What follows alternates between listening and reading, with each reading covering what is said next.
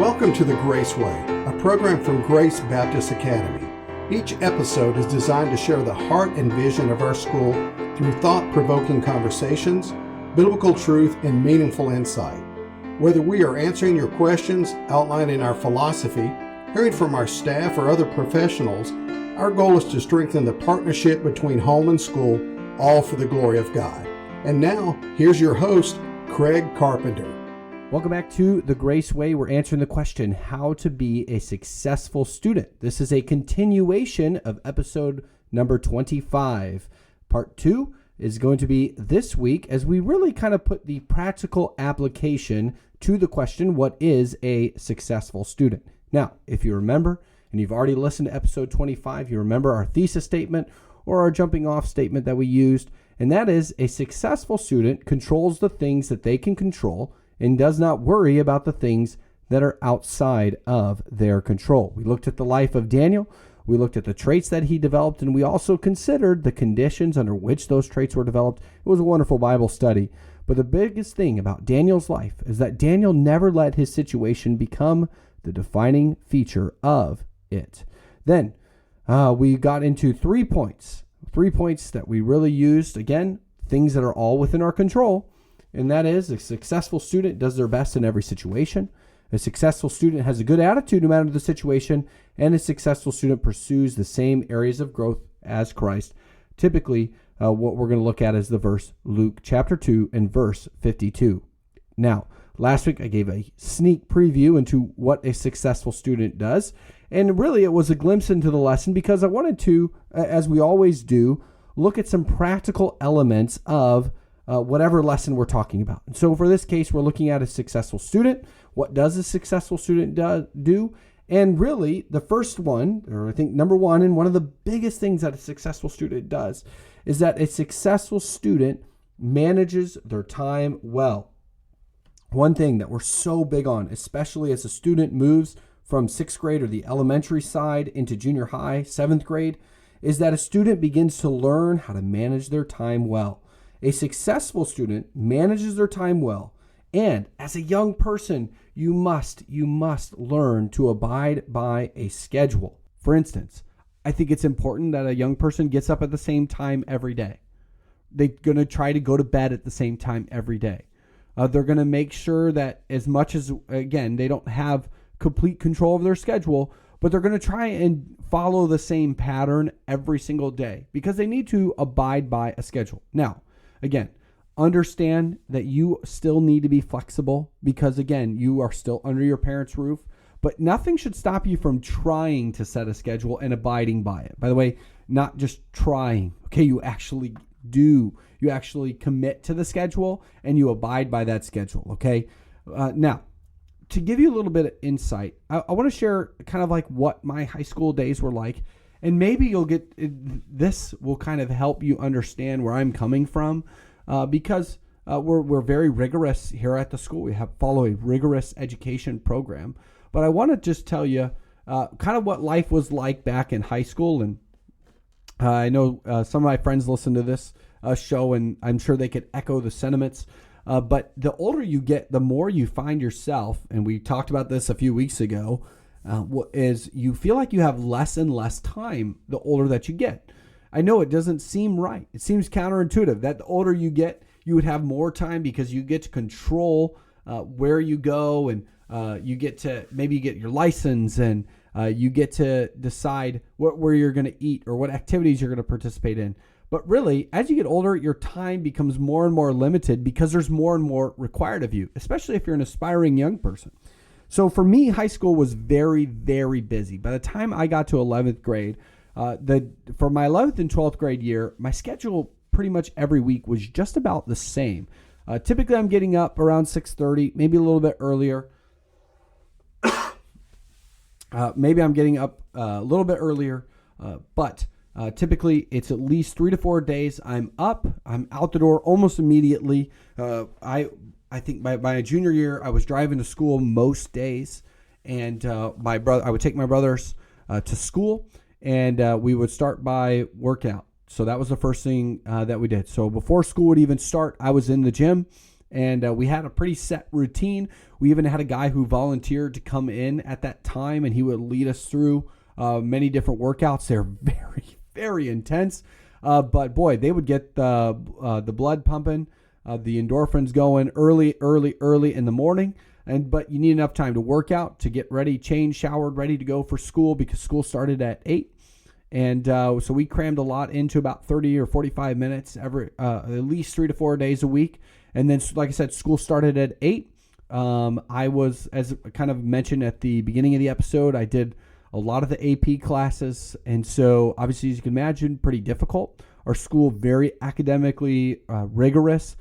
Typically about on average at minimum 2.5 hours of schoolwork a night, sometimes all the way up to 3.5 or 4 hours, depending on the time of year and if you had any big projects going on. But really, so school started at 8 and ended at 3:15. Then for all but maybe 15 days of the school year, I had a sports practice. So I stayed really busy in high school. So sports practice started at 3:30. So you had 15 minutes to leave your last class, gather all your things, get ready for practice out to the field or into the gym, whatever season it was, and ready to go for practice, because you did not want to be late to practice at our school. Not only would you find yourself in trouble, but the entire team might find themselves in trouble. So you did not want to be late to practice. So you were really moving to get there. So most days, of course, you're going to have more practices than games. And so typically practice ended at about 5:30. And generally, so by the time I was in high school, if I was driving myself, I might not leave until 5:45 or 6 to get up some extra shots, or, if I was playing basketball, or to do some extra conditioning, especially when it came to soccer. Boy, that was a heavy conditioning sport. And so normally I'm not getting home till at least 6 or 6:15 on an average day. And then, of course, you're trying to rush to eat dinner. You're trying to then, because you have quite a bit of homework to do. And so typically by the time I finished my homework, it was right to bed, because it was 9:30 or so, 9:30 on average. People will ask me, did you play much video games or watch TV in high school? The answer was definitely not. I was so tired by the end of most days that I don't even remember having a bedtime or a curfew, because I was too exhausted really to do anything. But those were practice days. Game days were even crazier, because typically by the time you get to high school, you're not playing. Your game is not going to be till 6:30, 7 o'clock most evenings. And that's just for a home game. And so what you're really trying to do is, you're following the same pattern, get up, work out, school all day. And then between the school and the game, you're trying to do several things. You're trying to eat something real fast, because you don't want to eat before the game, because you don't want to get sick. You're trying to get all of your homework done before the game starts, and before you have to get ready for the game, because you're not going to get home till 9:30 that night, and so you really got to get moving on your homework. And so then, of course, you have to get ready. So by a 7 o'clock game, you're probably ready about 60 to 90 minutes before the game starts. And again, I'm sharing this all of you just to kind of give a glimpse into the schedule that I had growing up. Just so you know, you're not in it alone. If you feel like you're really busy, boy, you're not alone. And I applaud those of you who stay really busy, because I think it's important to be busy as a young person. You want to be busy. You don't want to be sitting on the sidelines of life. This is a great time. And really, as the older I've gotten, the more I've realized this was the time of my life that I had the most energy. I also had a blast. Would I go back? Absolutely not. Did I have a great time? Absolutely. I had great friends, and we had awesome time together. We competed in sports together. Specifically, of course, you're hanging around with the guys with whom you're playing sports. So, man, we had great relationships. We had a great time. We had played sports with each other since many of us were in kindergarten. And now we're playing for the school that we had grown up attending. And we're now wearing that jersey. In our school system, which was K through 12th grade, we're all on the same campus. And so from the time you were kindergarten, first grade, second grade, you were watching the people whom you would one day replace. And one day you would be wearing that jersey. And so that was a really, really neat thing as you got older to be able to put on the varsity uniform for our school. But oh man, home game days, those were crazy, but away game days were even crazier because typically where we were at and the teams we played, we would typically travel, I would say on average, about an hour and a half for the average game day. So if you think about it, the junior varsity and the varsities traveling together, the two teams are traveling together, you're busing it right out of school. You have to be on that bus at 3:20 or else it's leaving you, or you're getting benched for the game. You're jumping on the bus, and because in Indiana, where I grew up, the sun sets during the winter in particular, which is what most of school is during. The sun sets at 4:30, which means that you need to get all of your homework done before the game starts. And so on the bus, you're sitting there, you're trying to knock out your math homework, you're trying to knock out your science homework. I would say, boy, we got about history homework at least once or twice a week. And then, of course, the other subjects that you have that you're trying to knock out. We took the Dave Ramsey class my senior year. I remember there was quite a bit of homework associated with that class. But nevertheless, you're trying to get it all done before the sunset. You're trying to get it all done before you arrive at the game that day. Sometimes we'd even leave school early. But you're trying to get it all done because you know that you're going to get nothing done on the way home because it's going to be dark. Sometimes, if you're not done, you're trying to get to the facility. You're doing homework in the locker room. You're doing homework in the bleachers. Then, you go out, you play the game, 7, maybe you get done 8:30, and then you got an hour and a half, 2-hour drive back to the school. You're not getting home. You're not getting back to the school till maybe 10. You're not home until 10:15. It was a long day. And so one of the things, and the reason I tell you this story is because, boy, you got to learn to manage your time well. One of the things that being so busy in high school taught me, and one of the reasons that I encourage young people to be busy, not only because it keeps you out of trouble if you're busy, but also it teaches you how to live by a schedule. It teaches you to prioritize. It teaches you to get things done in the limited amount of time that you have to get them done. Because we all have enough time in the day. One of my least favorite phrases, and just about any student should be able to tell you this, is somebody who says, I didn't have time. Because we all have time. We just choose what to spend it on. I'm not saying that there's never a time in our lives where we truly did not have the time. But at the same time, most of the time, or almost all the time, we have the time. We just chose to spend it on other things. And so one of the things about being really busy during my school days was the fact that it taught me to manage my time well. It taught me how to schedule. It taught me how to prioritize. And so you need to do that as a young person. You need to learn how to abide by a schedule. You need to learn how to set priorities. You need to learn how to organize your life in such a way that you can get things done in a timely manner and you're not rushing and waiting till the last minute. But learn to abide by a schedule. A successful student not only manages their time well, but they also get help when they need help. Ask questions early instead of waiting until you are completely lost. I know that's sometimes a tough thing to do, but you need to ask these questions. Ask questions early. Don't allow yourself to get lost in the weeds before you finally go and get help. And really, at that point, it's probably too late. Some students most students I find won't ask questions until after the test. And you're just looking at them going like, well, I thought you had it. And sometimes, you're trying to be as a teacher, you're trying to be in tune with the class, and you're trying to be with them and help them where they're at and get them to where they need to be. But at the same time, sometimes, you get those false positives where you're just going like, I thought you knew. You seem to demonstrate that you knew what was going on. So ask questions early. Then secondly, use the resources that are available to you, your parents, your teachers, tutors. I've seen so many times like parents are willing to get their child a tutor or get them extra or supplementary help, and it's not taken advantage of. Don't be embarrassed to admit when you need help. That's such a big thing. One of the things I find myself being embarrassed sometimes because sometimes I'll ask for help without thinking, and then somebody will give me the answer. And I'm like, oh, I knew that. But at the same time, I'd rather be more to see somebody willing to ask a question when they don't really need it, versus waiting until it's too late. Thirdly, a successful student owns up to their mistakes and does not make excuses. Admit when you're wrong. Just admit it. Don't don't do the runaround thing. Don't try to make excuses. Okay, just say, you know what, I did this.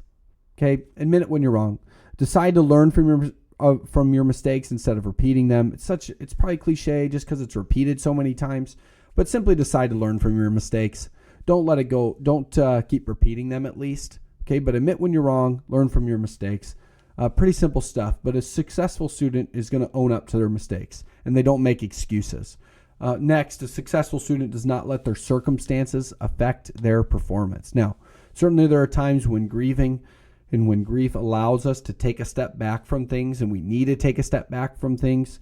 But really, it is a sign of maturity to not be dragged up and down by your emotions. Don't let your emotions take you on a roller coaster ride. By the way, don't let other people take you on a roller coaster ride. Some people will try to do that to you.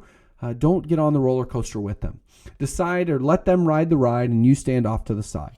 But don't allow your own emotions to kind of take you up and then take you down and then take you up and take you down.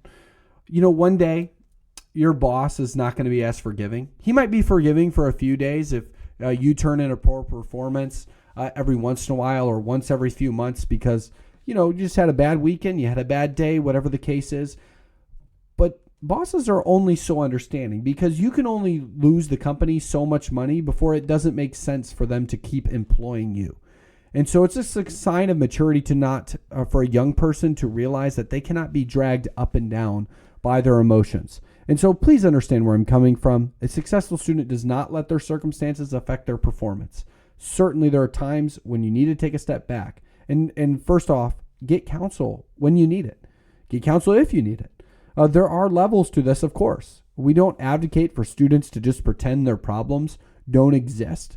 What we are saying is if every day your problems are various problems, I'm not talking about even an ongoing problem, is just allowing you to live in the dumps, is kind of you are choosing to live in the dumps. You're choosing to be an Eeyore.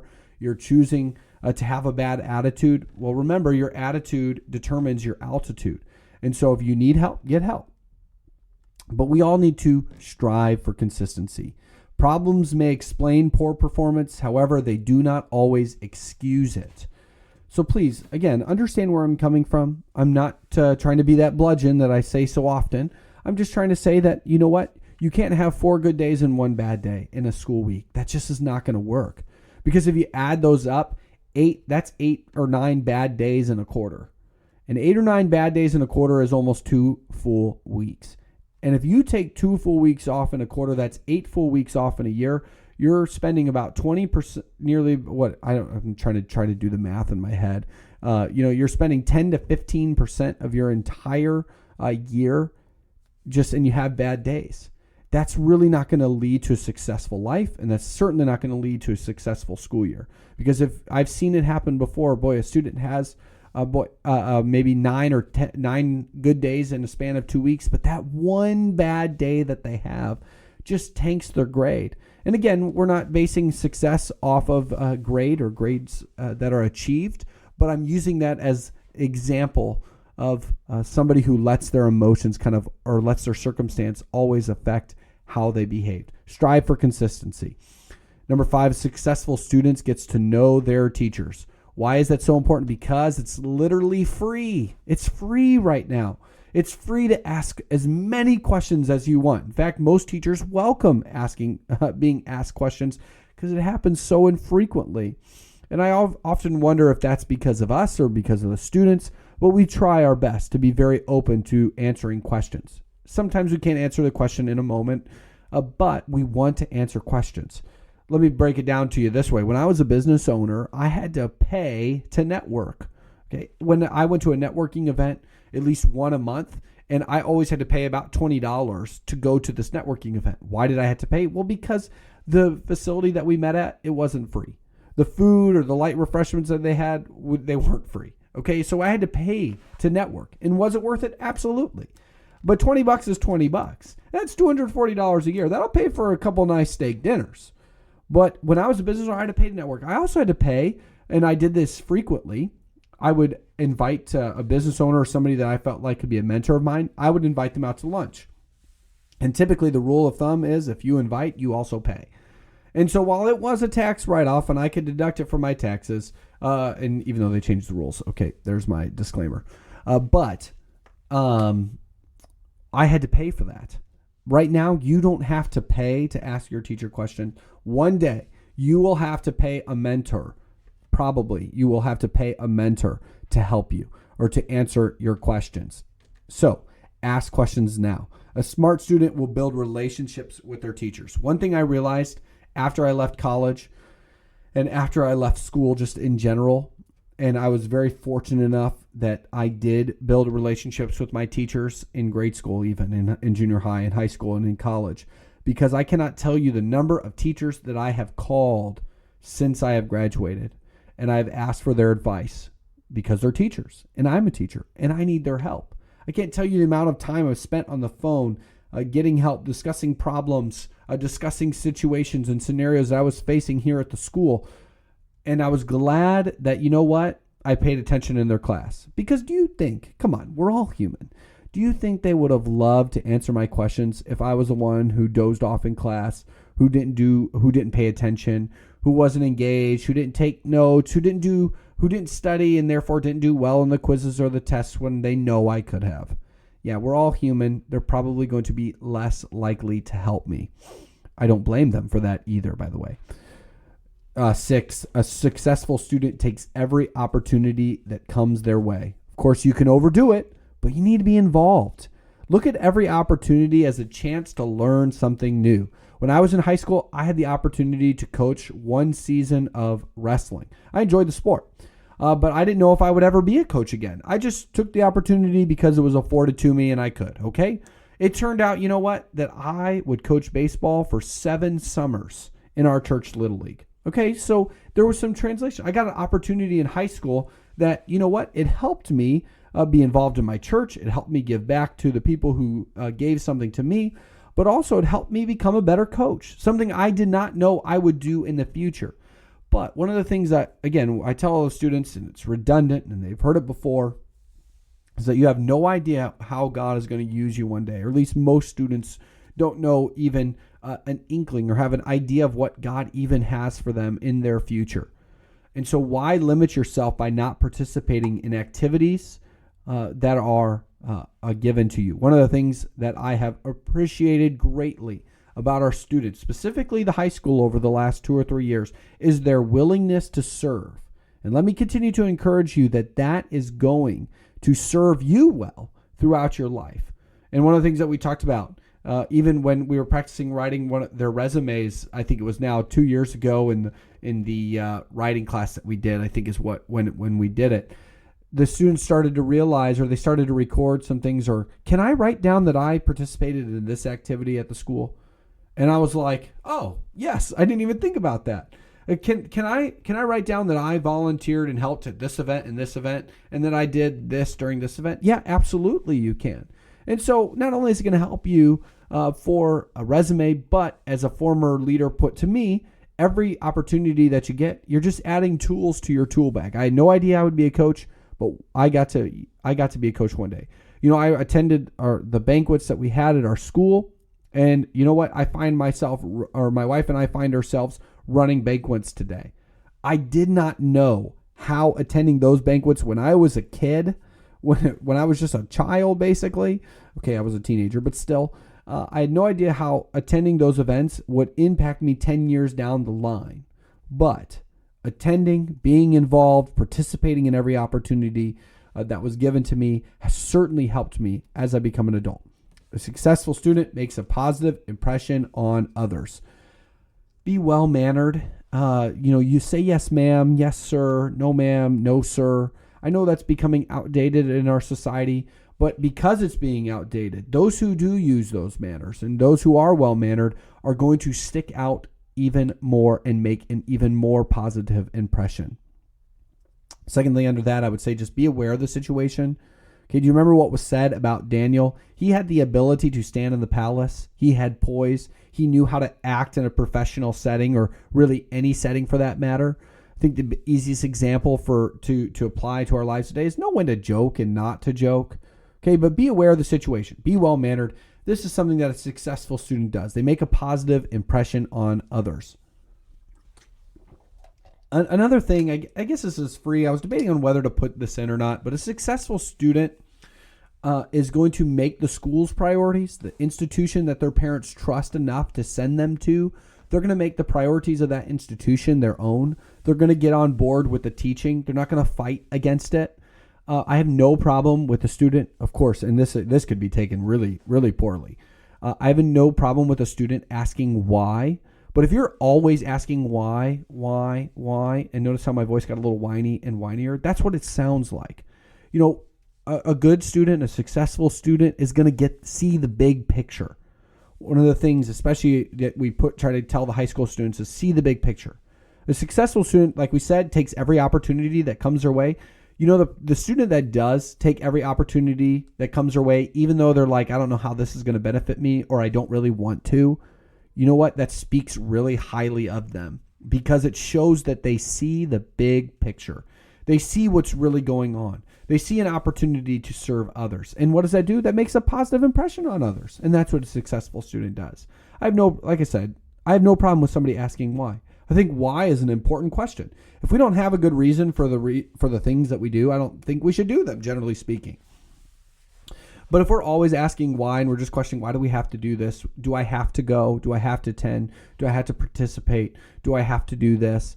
That's something, you know what? If you think about it, that's something that a 4-year-old asks. And again, not saying that asking why is bad, just pointing out the fact that a successful student is going to adopt the same priorities that the institution which they attend adopts. Okay, some practical applications. So here we go. This is where the rubber meets the road. I'll give you some practical advice here, and then we'll wrap it up. Practical application. First of all, organize. Oh my goodness, organize your life. What's the purpose of organization? It's to help you know where you are and where you are going. It also helps you reduce stress. I know this is definitely one of my things. And this is going to sound weird. Maybe you're like me. Maybe you're not like me. I don't know. But if my room's a mess, okay, if our bedroom is a mess, if our house is a mess, I'm going to have trouble sleeping. Boy, if I come to school and my room has been trashed, okay, I'm going to have trouble teaching because it's going to be hard for me to focus. Now, you could say, you're just a neat freak. You're just an OCD. You're just a germaphobe. All those things are true, yes. But at the same time, being neat, being clean has so many benefits in our lives. And one of the things that helps is it helps reduce stress. You're never looking for something because you always know where it is. You keep things in the same place. You adopt the system, and we'll talk about adopting a system that works for you in a moment. But it helps reduce stress. But also, the purpose of organization is also to help you know where you are and where you are going. Okay, I don't know about you, but if I'm not organized, when I came back, I was out of town for a minute. And I came back. One of the first things that I was trying to do was trying to get my feet under me, and because I needed to figure out where I was at, what I needed to accomplish, because I needed to know where I was going. And so until I got that done, which took a couple days actually, it really set me back. I wasn't able to get as much accomplished as I was like because I wasn't organized. A couple of practical notes about consideration that I would consider. First of all, get binders for each of your subjects. Okay, now I just got really practical here, but get binders for each of your subjects. I recommend a few things. First of all, 1-inch binders. I recommend 1-inch binders for every subject. Do not combine binders. Okay, get one binder for one subject. Don't try to combine binders. By the way, also suitcase binders. I've never seen a suitcase binder work. Most of the time, especially within just a few weeks of the year when you're getting more and more papers, that thing looks like it's ready to throw up every time you unzip it. So I recommend 1-inch binders. I also, this is something that I recommend, but I recommend putting one of those pencil pouches in the front of each binder with 2 pens, 2 pencils, and 1 eraser. Okay, is that are we getting now too nitty gritty? I don't know. That's up to you. I'm just recommending what I would do. Rather than trying to carry pens or pencils around in your pocket, or maybe, only 1 or 2, have pens or pencils dedicated in each binder. And one of those things, you can buy the cheap plastic pencil pouches that you can put in the front of the binder. But what I found is that like the ones that are actually knit, maybe they're $2 or $3 or $4 now, I don't even know. but those will last several years, and those can continue to be used over and over again, and probably maybe even last all the way through junior high and high school. Maybe you'll need to replace them somewhere through there, but get a pencil pouch for each binder. Thirdly, when it comes to binders, I recommend using dividers in each binder. Typically 5 is probably good enough, and I think that they come in packs of 5 or 6. And a teacher can help you, by the way, with the labels. So if you're wondering, okay, what do I label? Well, just ask the teacher. They probably can help you. By the way, I also recommend using a folder that you can clip into the binder or plastic sheet protectors to organize your papers, because always, always, always keep your assignments until the end of the quarter, at least until all those grades have been entered and the quarter rolls over, until the report cards have come out. Keep your assignments. Teachers make mistakes. Software sometimes lapses. Last year, I had a student, thankfully, and again, this happens more than once. I would say probably about once a quarter or so, where a student will come up to me and say, "I have a 0 in the grade book," or "I have no grade in this slot in the grade book. Can you help me, or can you tell me?"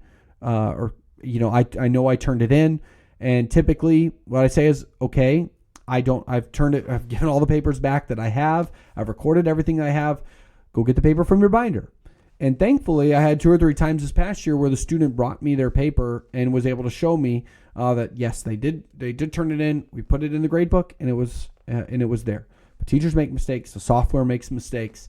But always keep your assignments. And so one of the ways that will help you is if you get the plastic sheet protectors. Maybe you put all your quizzes in one, all your tests in another, all your homework assignments in another. I know, and this is a pro tip for Mr. Carpenter's classes, is that the tests or the quizzes, the tests, they're cumulative. And so you're going to want to keep your tests anyways to study off of. You're going to want to keep your quizzes anyways to study off of. So keep your assignments until the end of the quarter at least. Okay, another practical tip, use a planner or calendar to write down your assignments, your quizzes, your tests. Those are all things that are going to help you get to figure out a way that works for you. For me, I figured out a way that works for me. I carry around, last year it's my blue notebook. The last 2 years, it's been my blue notebook. Now it's green. I joke about this notebook that I always carry around with me. It is my brain. It keeps track of everything that I have going on. It keeps track of all the things that I need to do, the people that I need to talk about or talk to, not talk about. That'd be gossip. But it helps me keep track of everything that's going on in my life. Do I use a calendar as well? Yes. We use iCal. My wife and I share a Carpenter family calendar, and we keep that up to date so that we know what's going on. But at the same time, we stick to a system. But we use a planner. We use calendars to write down whatever we have going on in our lives. And so as a young person, as a student, I definitely recommend that you write down all your assignments, quizzes, and tests. Then clean your locker regularly. Oh my goodness, big time. Okay, keep your locker neat, tidy, orderly, organized. If you have a cluttered locker, cluttered brain, cluttered life, those are things that are not going to help you. So keep your locker clean. Clean it out regularly. Make sure that there's no food that's been left over there for several weeks or months that's rotting, that's smelling up all the lockers and right next to you. Come on, you know who you are if you're listening. Then let's look at work. Let's talk about work. Homework. As best as you can, do your homework on the day it is assigned. Especially, there's certain classes or certain assignments that the assignment can be knocked out in less than 10 minutes. If the assignment can be knocked out in less than 10 minutes, get it done. That means that you can knock it out in between 2 class hours. If you have 5 minutes, I understand you're trying to go to your locker, get your things. You're trying to use the restroom. You're trying to get to the next class. I get it. I understand that it's probably a stretch. But at the same time, you can probably knock out certain assignments between class hours. But do your homework on the day it is assigned. Do not wait until the last minute. Rushing will cause you to make mistakes. Is last minute work your best work? The answer is probably not. Now, plenty of times I've heard that from a student that, quote, "I do my best when I am under pressure." While that might be partially true, you might have the opportunity or you might work better under pressure. Okay, fine. I'm listening. I hear that. But at the same time, waiting until the last minute leaves no time for revision. One of the things that I strongly encourage students to do, and I believe the successful students do this, is that When they're done, they don't just write the last word on the paper and turn it in. They write their last word on the paper, and then they look back over their work, and what do they say? Okay, here's where I messed up. Here's where I could improve. Please be the latter student who goes back over, revises, edits their work. So one of the things we do here at the school is we try to teach the value of not procrastinating. How do we teach this value of not procrastinating? Well, most of our assignments, and not all of them, because that's, for math and English, in order for students to keep up kind of with the pacing of the class, you need to have daily assignments due. But most of the assignments are due on Friday. And we also offer bonus points for work that is turned in early on most assignments. And so that's just two ways that we try to teach the value of not procrastinating. One of the problems I had, I remember, it's been a while ago now, but a person, I think a parent texted me and said, why is my child up till like 10 o'clock on a Thursday night? And I was like, that's really odd. What about on Monday night? Did they have any homework? And they said, well, I asked them and they said no. I said, okay, what about Tuesday night? And they said, well, I asked them, but they said no. And then I'm like, okay, what about Wednesday night? Well, I asked them and they said they didn't have any homework. And then Thursday night, I'm like, okay, what about Thursday? Well, they came home and they said they had tons of homework. And I'm going, did you know that we assign all of our stuff on Monday? It's due Friday. And the answer that we got was not yes. Okay, so one of the things we do, and again, it's why do we do this? Why do we assign most of our stuff on Friday to be due on Friday? It's because we want to teach people to not procrastinate. We want to teach the value of getting things done early. And many of the students last year unlocked the code. They cracked the code. And you could see that when they did things early, it allowed them to study more for their quizzes and their tests. They were able to put more time into studying. And it's such a big thing. For projects, well, start on the project as soon as you can, on the day it's assigned, even if you can. And then also break this task. If it's a large task, if it's a paper, if it's a big project, break the task into small steps.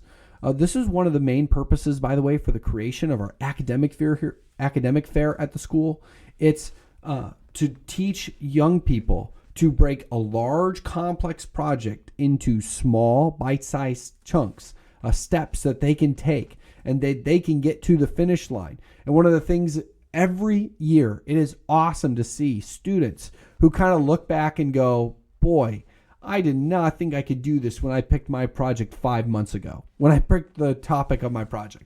I had no idea that this is what it could turn out to be. And it's an awesome thing as they see all of their work and the months of hard work and the maybe tens, if not hundreds of small steps and small things that they did day and night and during the school day to get them to where they're at. And that's one of the reasons that we have the academic fair.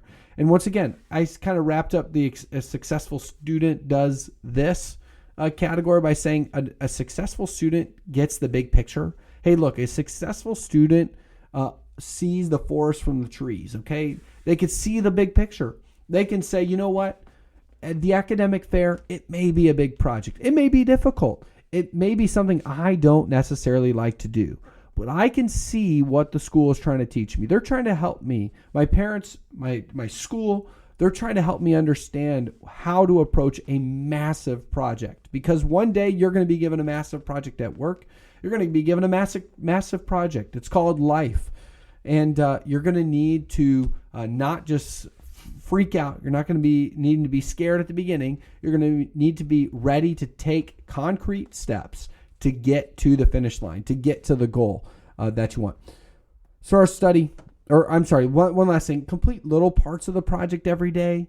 If you do just a little bit every day, rather than trying to spend a ton of time one day or the day before it's due, it's probably going to help you.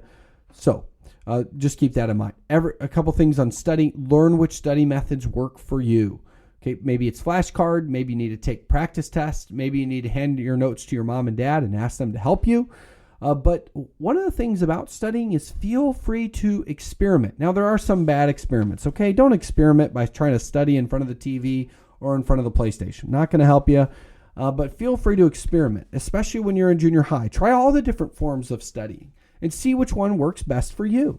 And then, incorporate your parents in helping you know what's best for you and helping you practice what's best for you. But feel free to experiment. But I would say by the time you get to ninth grade, you need to know a couple of things. And one of those things that you need to know about yourself is that you need to know how you study best.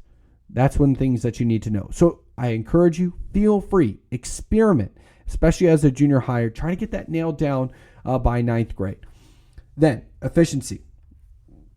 Efficiency is such a key when it comes to your work, but use your free time to work or study. If you got to write your spelling words 5 times in a week, that is an easy task that you can do at just about any point during the week. Okay, but try to use the free time that you might have to knock that assignment out. And then also use the class time that is given to you. This is a big problem every single year.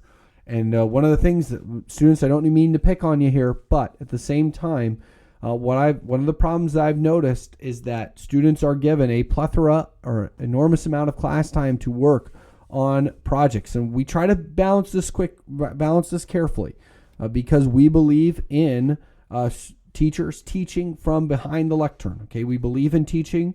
We think it should take up most of the week, but at the same time, you need, when there is class time given to you, and there is class time given to students, you need to use that class time that is given to you effectively. You need to use it wisely. You need to get busy. So be efficient when you're doing your work. And then lastly, review.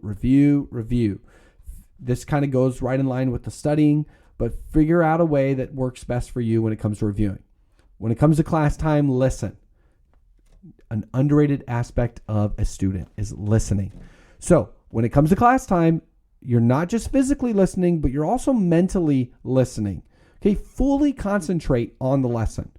You all know, especially the older you get, that you can be there, but you can also be there and not be there at the same time. So if you're going to be in any situation, be fully engaged, be fully engrossed on what is going on in the class hour that day. Okay, one other thing is you cannot skip a day, physically or mentally. By the way, this is why it's important for you to maintain your health. One of the things I realized as I got older was it got worse and worse to miss a day of school. Why? You never know what's going to happen. By the way, there could be some awesome things that happen at school that you miss because you're sick. And again, I understand everybody has different health needs and health concerns. But I'm talking about controlling the things that you can control. That's what this lesson is all about. And then you never know if a difficult concept is going to be introduced that day. And you could be a class hour behind because you're not at school. And again, I understand there are different circumstances and there are different scenarios. We're talking about controlling what you can control. And then lastly, by the way, you never know if there's a sermon or Bible lesson that will impact your life. So you always want to be present. You always want to be participating. You always want to be there as best as you can. So you can't skip a day, but not just physically. You cannot skip a day mentally. Again, I challenge you. I encourage you. If you're going to be in a situation, be fully engrossed in the situation in which you find yourself. Then focus. Remove distractions so that you can allow yourself to be fully engrossed in what you are doing. So, all that to say, the most practical note I could give you about becoming a successful student. And we spent some time reviewing what a successful student does. And we also gave you some practical applications about how to help you become a successful student. But the biggest piece of advice, and this is something that I repeat on a regular basis, and I kind of just hit on this just a little bit when it came to studying, but you need to find a system that works for you and stick with it. That's the best piece of advice I could ever give somebody.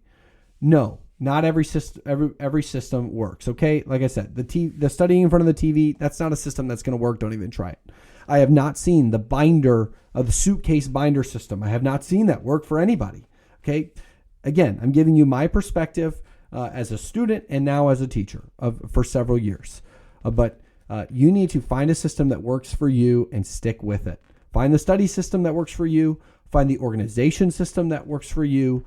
Find the calendar system that works for you. Find the to-do list situation that works for you and stick with it. Okay, establish the same principles, establish the same procedures, establish the same organization system for you in your life, and then stick with it.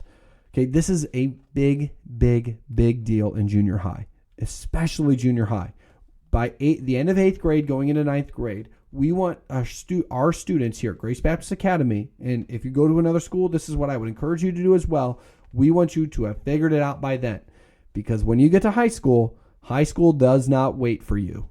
It is full steam ahead, and you are going to fall behind quickly if you don't have, if you're not organized. Now, let me address one claim, and that is this idea that, well, I'm just not that person. Okay, that's fine. That's totally fine. I myself, I'm a very organized person. Okay, it's just who I am. I understand it goes right along with my personality, my spiritual gift that the Lord has given me. But there is a certain baseline for each person, okay, that you need to follow. Okay, you have to be somewhat organized. You cannot live your life flying by the seat of your pants. You are going to miss things. You're going to make mistakes. You're not going to be able to take advantage of opportunities, and the list goes on and on. I'm not saying you have to be like me. I'm not saying like you have to be like the organized person that's in your class that seems to have it all together, but you need to have a baseline level of organization in your life. And one of the things, if you need help with that, talk to your mom and dad, talk to a teacher. But some of the things that we cover today, like keeping your locker clean and neat, something like not keeping food in your locker for 3 weeks that's now spoiled and rotten, that would be a baseline thing. That would be a baseline thing that we want to avoid. Being able to keep a calendar, that's a baseline thing. I'm not saying it has to be super detailed. I'm not saying you have to use different colors so that you remember what everything is. Okay, I'm just saying, but write down the things. That's a baseline thing. Okay, listening in class, being engrossed in the class, deciding to be present in whatever situation in which you are placed, that's a baseline thing. You need to be baseline organized just enough. Okay, you don't have to be perfect at it, but you have to have some form of organization. And that's all I'll go as far into that. Now, all of the things that were listed today, guess what? They are within your control. That was the whole point of the lesson. Okay, an A student does not mean a successful student. One of the quotes I came across, and I really like this because it goes right along with how we ended with find a system that works for you and stick with it, is greatness is just good repeated. You find that system and you just keep doing it. You find that system that produces the results that you want, that you desire, that you're striving for, and you just stick with it. Don't get bored with the system that you've created within your life that helps you succeed. Don't get bored with that, because you know what? Life is a bunch of little tasks that you just repeat over and over again. And certainly, if that sounds boring to you, I don't mean it to be, because life can be pretty awesome sometimes, and you're going to get some pretty awesome opportunities if you're able to nail some of these things down. But all the things that were listed are within your control. Do you want to be successful? Then just do the little things right consistently. So, in what areas of life do you need to take control? Your effort, your attitude, your growth. If you need help with this, ask a parent, ask a mentor. If you need help determining which areas you need help, you can even come to me and be happy to help you, because there's all areas in which we can grow. And sometimes you just need help finding what those areas are. I hope you can. I hope you consider this lesson. I hope you not just consider it, but I hope you take some things that we talked about in this lesson, and I hope you decide to implement some of the things in your life. Will you write to us? Will you tell us what you decided to implement? That would be very exciting to hear. Until then, I pray that we have a great school year, and as we gear up for the last couple weeks until we get started, I pray that we have a good school year. Wherever you go to school, I pray that you have a good school year. If you're an adult and you're listening, I pray that, this lesson helped you as well. There's always something we can learn. And if you're a parent, I hope this submitted your heart closer to our ministry. And may we always continue to walk the Grace Way together. Thank you for listening to The Grace Way. We hope today's message strengthened your connection to both the Lord and our ministry. If you have any questions you would like to have answered on the program or would like to connect with us, please email us at thegraceway@gbaos.org. Until next time, let us continue walking the Grace Way together.